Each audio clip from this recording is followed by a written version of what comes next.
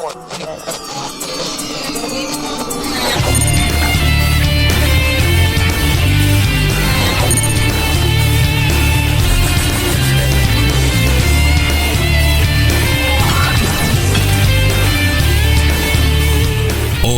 puede ser.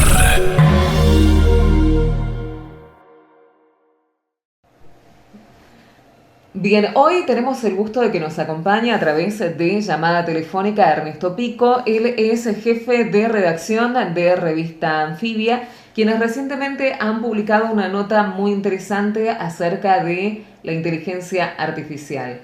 Más bien acerca de este artículo llamado LATAM GPT, una inteligencia artificial latinoamericana es posible. Así que le damos la bienvenida, le agradecemos muchísimo por estos minutitos para Radio Universidad. ¿Cómo estás, Ernesto? Muchas gracias por contactarte con nosotros.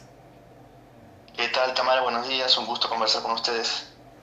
Quería preguntarte lo siguiente, ¿cómo llegaste al encuentro entre la crónica, la comunicación y el tema de la inteligencia artificial en América Latina? Mira, nosotros en Revista Anfibia organizamos en abril de este año un festival que se llamó Futuro Imperfecto, que tenía como eje el vínculo entre periodismo, inteligencia artificial y arte, ¿no? Arte, periodismo, inteligencia artificial. Y en ese encuentro, que había mesas y conversaciones con especialistas y expertos de distintos países, uno de ellos mencionó la LATAM GPT como un proyecto que estaba en ciernes en Chile y que se proponía hacer esto, ¿no? Generar un modelo de lenguaje y una base de datos propia para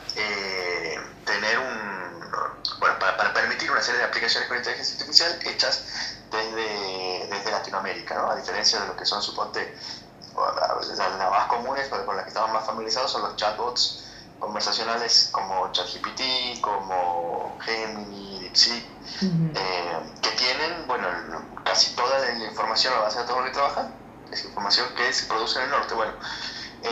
Ellos tenían esta intención. Entonces, tiraron este dato y empezamos a indagar para ver de qué se trataba, y ahí empezamos a averiguar, a conversar con la gente que estaba en el proyecto, que efectivamente está funcionando y está a punto de lanzarse. Así que ahí un poco sobre eso va la crónica, ¿no? Hemos ido a charlar con los científicos allá en Chile, conversando con gente de Argentina y de Uruguay que también está involucrada. Son más de 20 países que están trabajando en la TAM GPT. Y es un poco el origen de cómo lo buscamos y por qué, ¿no? Bien, me parece muy pertinente también. ¿Y por qué nos parece importante contarlo, ¿no? Porque Sí, hay cosas sí. que a veces nos quedamos en las cosas más negativas, y aquí hay realmente una iniciativa que es muy, muy interesante. Y me parece pertinente que lo comentes como tal, que sea una creación de alguna manera colectiva desde Latinoamérica, porque, y esto tal vez la gente en general no lo conozca, la inteligencia artificial, como la conocemos hoy en día, como estamos utilizando, lo que vos mencionaste, tanto ChatGPT como Gemini, o, no sé, pienso en Copilot y otros tipos de inteligencia artificial que están a la mano, tienen muchos sesgos en su creación. Así que Latinoamérica empiece a tomar este protagonismo en la creación de su propia inteligencia artificial nos podría derivar en un montón de herramientas útiles y que estén relacionadas también con nuestra identidad como latinoamericanos. Totalmente, totalmente. Hay algo ahí vos mencionas como clave el tema de los sesgos, que es fundamental, porque lo que a pesar de que cuando nosotros como usuarios conversamos con una máquina que nos da la información y que va haciendo un proceso de aprendizaje y de reelaboración y de reordenamiento de los datos que tiene, la máquina viene con la carga de los sesgos que los humanos que introducen la información y que la entrenan le traspasan, ¿no? Entonces hay todo un trabajo de post-entrenamiento que se hace, que se trabaja para la eliminación de los sesgos y la limpieza, y que tiene que ver mucho también con el lugar de donde se lo haga, ¿no? Entonces eso es importante aquí también. Y respecto a la información y de los datos, a ver, para entender un poco de qué va, lo que se está haciendo es, hay como dos grandes maneras de reunir los datos. Una es haciendo lo que se llama el scrapeo de Internet, es decir, levantar todo lo que está online, ya sea en páginas web, en redes sociales, en foros, en comentarios de prensa, etcétera. ¿No? Se levanta todo, eso se carga, y después el fuerte de lo que está haciendo la gente de la TAM-GPT es ir a tocar la puerta de la institución. Es decir, por ejemplo, va a la Biblioteca Nacional Mariano Moreno, a que la Biblioteca Nacional Mariano Moreno le entregue le comparta sus datos digitales, toda su base bibliográfica, suponte. Lo mismo la Biblioteca de la Universidad de Córdoba. Y todo esto se incorpora como información, como insumo para la gran base de datos que se está construyendo. Y eso lo están haciendo en 20 países, ¿no? Con distintas instituciones. Y muchos de los materiales que se están cargando son inéditos, es decir, material que no está en Internet, que va a permitir otra conversación. Es decir, en la conversación y en el uso de los datos se va a permitir otro tipo de acceso a otro tipo de información que no está disponible en Internet en general, ¿no? Además, y con esto te completo un poco el panorama, el tema de que tanto los datos como el modelo del lenguaje, a diferencia de esto que vos mencionabas, ¿no? De ChatGPT, de Copilot, de los demás, de las Big Tech, todos los datos y el lenguaje van a estar abiertos, es decir, cualquiera lo va a poder usar. Independientemente de la aplicación que sea que finalmente quede, cualquiera lo va a poder tomar para hacer sus aplicaciones. Eso es otra gran ventaja que es importante y que es un diferencial de este proyecto, ¿no?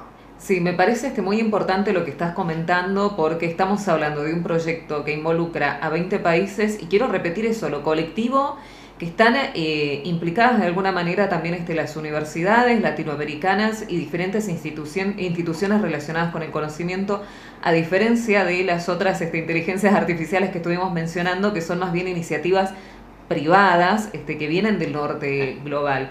Y me parece que no es un detalle menor el mencionar que va a ser una inteligencia artificial abierta, porque eso también de alguna manera hace que entre en la discusión la democratización de este tipo de herramientas tecnológicas.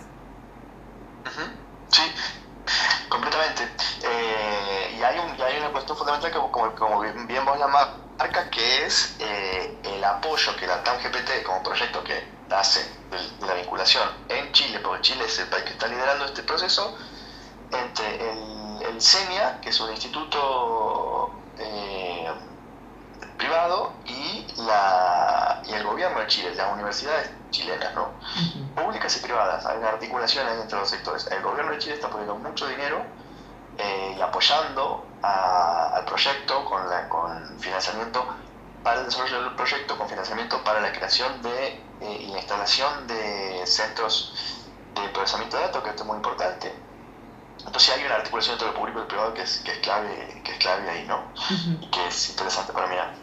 Bien, también quería preguntarte lo siguiente, porque en el artículo planteas planteas ciertas preguntas existenciales o más bien filosóficas, y esto quería preguntarte, ¿qué implicaría que una inteligencia artificial sea verdaderamente latinoamericana, como para poder evitar algunos sesgos coloniales que por ahí uno ve en las otras inteligencias artificiales que hemos mencionado? Según tu mirada, ¿cuáles serían esos principales desafíos como para vencer ese sesgo colonial? Bueno, lo que pasa es que los sesgos coloniales los tenemos los humanos por empezar, ¿no? Los tenemos las personas en nuestra vida cotidiana, y de algún modo después eso se traslada, se expresa a lo que hacemos, ¿no? A cualquier expresión cultural, artística, política, ¿no? Y tecnológica, en este caso, bueno, me parece que desde el momento en que estos equipos están trabajando con esta mirada de decir, bueno, nos encargamos nosotros de producir nuestra propia tecnología, de reunir, ordenar y poner a disposición nuestros propios datos y de compartirlos, ¿no? Sí. Hay una filosofía que no solamente es decolonial, sino que además es colaborativa, que no tiene el lucro como fin último y principal, ¿no? que es lo que tienen las Big Tech. Ahí me parece que está la diferencia fundamental, ¿no? Y quería preguntarte lo siguiente, porque también en el artículo en algún punto mencionás acerca de la soberanía tecnológica. ¿Vos crees que eso pueda llegar a ser una realidad o es más bien una cuestión simbólica? Bueno, la soberanía es algo que disputa y por lo que se trabaja todos los días, ¿no? Aquí ya, y vuelvo a insistir, en el hecho de que haya un grupo de científicos con un Estado que está impulsando un proyecto que además intenta articular a nivel regional, que generalmente es el gran problema que tenemos aquí en nuestros países, ¿no? Que por ahí cada país va con su esfuercito individual intentando hacer algo, y la clave sabemos que está en la articulación regional, que es lo que están haciendo, ¿no? Me parece que es un esfuerzo claramente soberano. Bueno, lo que pasa es que hay que ver también qué tal le va después, claro. ¿no? Efectivamente. Claro, sí. Que funcione, que se use, que no lo boicoteen, que la gente entienda que de su importancia. Bueno, hay que verlo en la cancha, ¿no? Y eso va en consonancia con la siguiente pregunta que quería hacerte, porque si vos crees que este tipo de inteligencia artificial, o sea, si la TAM GPT se consolida, ¿qué cambios crees vos que podemos ver en la comunicación, en la cultura, en la educación, sobre todo en la toma de decisiones públicas en Latinoamérica? ¿Vos crees que puede haber un cambio? Mira, a mí me parece que el cambio está en otro nivel, porque primero te digo algo, lo que dicen ellos, lo que nosotros tenemos allá conversando con la gente del INSEña, del instituto, con la ministra de Ciencia de Chile, dicen, nosotros no venimos a competir con ChatGPT, ni con DeepSeek, ni nada, porque todos nosotros los usamos, ¿no? Claro. Será complementario, servirá para otras cosas que a aquellos no sirven, ¿no? O sirven menos. Entonces nosotros viene para hacer un uso complementario, por un lado. Entonces eso, ¿no? No es una competencia en la que esto viene, o al menos no se plantean ellos mismos como que vienen a ganar una carrera o una competencia. Y por otro lado me parece que el triunfo está a nivel de la subjetividad, como todo lo que tiene que ver cuando desde las periferias o el principal triunfo, ¿no? Como todo caso en el que desde las periferias se adquiere la conciencia de que aquí también se pueden hacer cosas, ¿no? Que tengan un valor, que propongan otro modo de utilizar la tecnología, la cultura, lo que se sea, y de ponerla a circular y de hacerla funcional, me parece que abre la posibilidad de que se sigan haciendo cosas, porque todo este proceso implica también la formación de técnicos, la potenciación de las universidades, de los laboratorios, un saber hacer que se extiende, construcción de redes que se extienden a partir de aquí. Todo eso fortalece a la ciencia local, por empezar, Claro, ¿no? claro. Y ese fortalecimiento implica también, en las universidades lo sabemos muy bien, cuando eso ocurre, todo se potencia, ¿no? Y eso permite que se generen nuevos proyectos, que aparezcan nuevas iniciativas. Entonces me parece que ahí hay un primer triunfo que tiene que ver con una cuestión soberana y de crecimiento y de desarrollo, independientemente de cómo efectivamente finalmente le va a esta tecnología